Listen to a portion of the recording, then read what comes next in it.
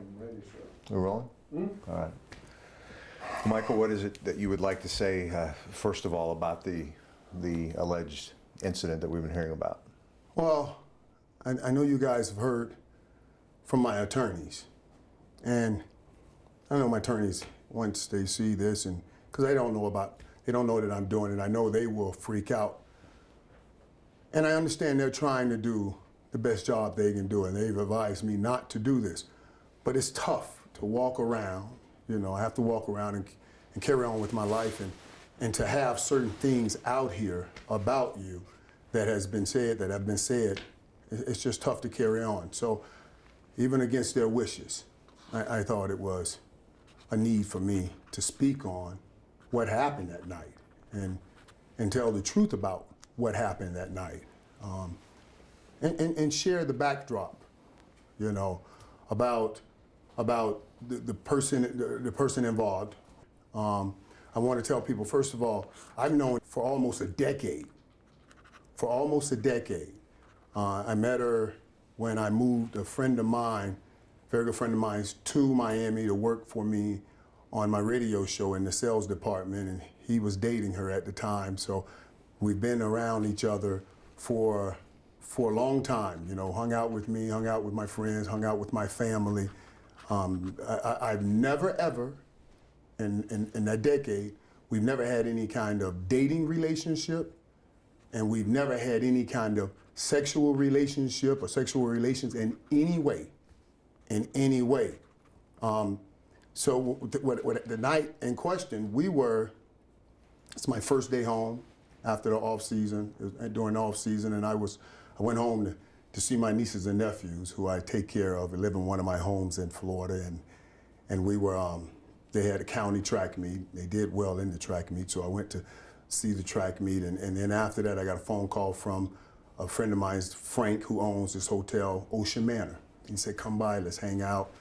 And I always do it every off season. All the family members come by, and we all hang out over there. We were hanging out, and I had a 6 a.m. flight, early morning flight. And we hung out to Frank's till about, I may have gotten there about 12:30, 12:30 in the morning, because I had the track meet and take the kids home and hung out with the kids, and I went to the hotel. Then he called, I went over, and then I thought to myself, all right, I'll just hang out with friends and family, and then I'll just go straight to the airport at 6 a.m. because I had that early morning flight.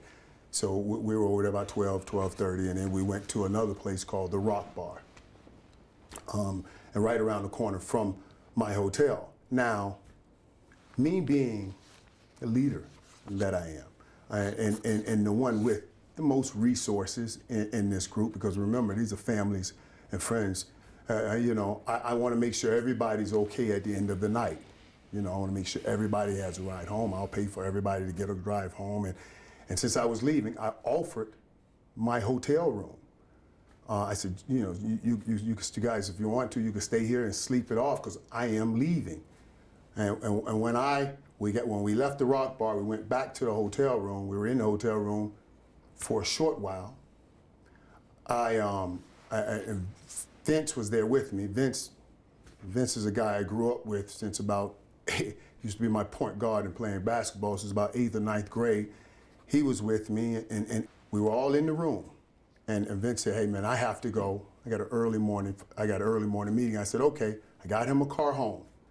Left in the room was I was sitting around, and she's bouncing around, and she was impaired. She had been drinking all night, and she was drunk, and she was more friendly than usual. And I had said to her, I said, just chill out. It's just the alcohol talking. And one of the things that we do, and I even share with my sons, we take a class over at the NFL Network, mandatory class every year. And they talk about this, and I'm thankful that they do. They always talk about it, and they harp on it. They say whenever someone's that impaired, they have no ability to make a decision. So when she was being more friendly than usual, I stopped her. I said, stop, let's go, we gotta go. Soon after that, Mike, I grabbed my bags and walked out of the hotel, going to the airport. Walked out of the hotel after me. She walked down the hall after me. She walked in the elevator with me. She walked down in the lobby with me, and then she left, and I left. We talked in the lobby. I tried to tell her, I said, go back to the room and get some rest and sleep it off. I gave her the key. I texted her after that and said, go back to the room and go to sleep. I text the room number to her, 2004, 22004 is the room number. Go back and sleep it off. She texts me, good night. I don't know, then last Tuesday, I was pulling into the Palladium, headed to an event at the Palladium. And I get a phone call from my attorney and my agent saying that TMZ was about to release a story. And I didn't know what the story was. I was like, about what? And then they told me about the story. I said, who? When? Where? I've asked all these things. And they told me, I said, there's no way. I said, there's no way. I've had at least 10 communications, texts, phone calls with since that night. Since that night. My last communication with her was Monday night, 24 hours before I got the phone call that TMZ was about to release the story. So I was taken by surprise. I was taken by surprise. For one, there was nobody left in my hotel room, drugged, passed out, and taken advantage of. Walked out of the room with me. We're doing our investigation. We've talked with the W. Of course, we talked with the Rock Bar. We've spoken with Frank at Ocean Manor. We're acquiring the tapes. We know, we've asked the W to preserve the tapes. They say they have the tapes. And it will show that she walked out of the room with me. And I tried to get her to go back into the room to go to sleep and sleep it off. I've always looked like a little niece. You know, she's like a little niece. She's been around me. She's been around my family, been out to eat with us. I considered her a friend. A lot of people think saying, well, Michael, were you being careless? I thought I was being caring, making sure all of my friends and family members got home safely and or just slept it off and not got out in the streets driving after we had been hanging out drinking. But I can tell you this, nothing happened. Nothing happened. You know, I have worked very hard to overcome some mistakes of my youth, to regain the trust of my family and friends, my community, Cowboys Nation, NFL fan base, my employers, my NFL Hall of Fame teammates. I can tell you, I have done nothing to violate that trust. Nothing to violate that trust. And I know, no doubt in my mind, in the end, the truth will come out. How long were you in the room together, just you two? Would you say? A short while. We were not in there that long. You know, I had to pack. I showered, packed, and got out. She was kind of bouncing around on the couches. You know, she was drinking. And I said, you just got to calm down. You have to calm down. And you know, I'm shocked that it came to this. You know, I never thought that she would go this far with it. And even I hoped, I said, okay, maybe she's just, you know, she didn't remember. She said she didn't remember, and maybe it's just something she didn't remember. And she says, I'm just going to see what happened because I don't know what happened. And I had hoped that was it until I heard she had hired this Gloria Orridge, this civil attorney, you know. So I think that kind of turned my hope to maybe this is something else and something I was hoping it wasn't. Which is what? What do you think the motivation is? I don't know, you know. My focus is on the criminal investigation. But when you go and hire a civil attorney, when that's still going on, and maybe that says something else. You referenced your past, and you don't feel that you put yourself in a situation that you shouldn't have in this case? That there was an element of carelessness there? Yeah, well, if it was a stranger, if I had not been around these people for over the last 10 years, then I would say, yes, that's the situation. But I knew these people. I know them well. I grew up with a lot of them since 6th or 7th, 8th grade. And as I said, I've known for a decade, at least for about a decade. So I was trying to do the right thing and look out for everyone.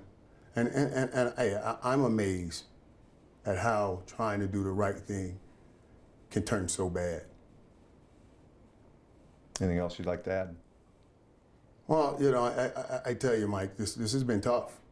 This whole situation has been tough, and me being a spiritual man, I try to have spiritual discernment about everything. It's been to be honest with you, and since we're just here talking, it's been a hell of an off season. I mean, everything's going so great in my profession, but then I'm having such situations in my personal life. I first of all, I had my maid 4.5 years right here in my home office, come in my home office and take checks and steal $250,000 out of one of my home accounts. And then to have someone that I've known for over a decade and never had any kind of relationship with in any way, improper relationship with in any way, to accuse you of something so heinous.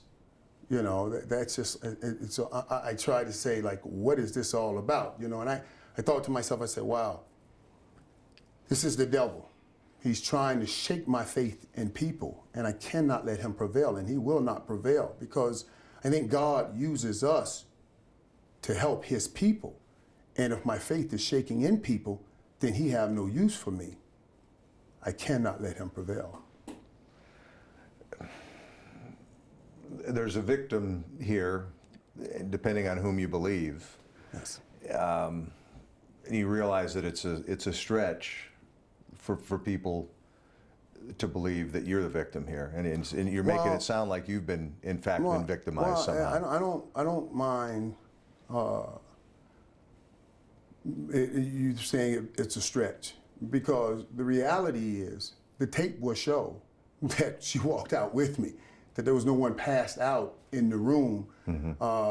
That's going to be the evidence, and we're getting that tape, So I understand people have their thoughts and they have their doubts, and I know the Fort Lauderdale police are doing their investigation. What I'm giving you is the truth. I do remember. She herself said she doesn't remember. I've talked to her, as I said, I've had a minimum of 10 communications with her, conversations and texts since that time, since that evening. And she herself said, I don't remember. She's asking me what happened and all of that. And I told her, I said, nothing happened. I even texted her, I said, listen, you've been a friend for a long time. I will always look out for you.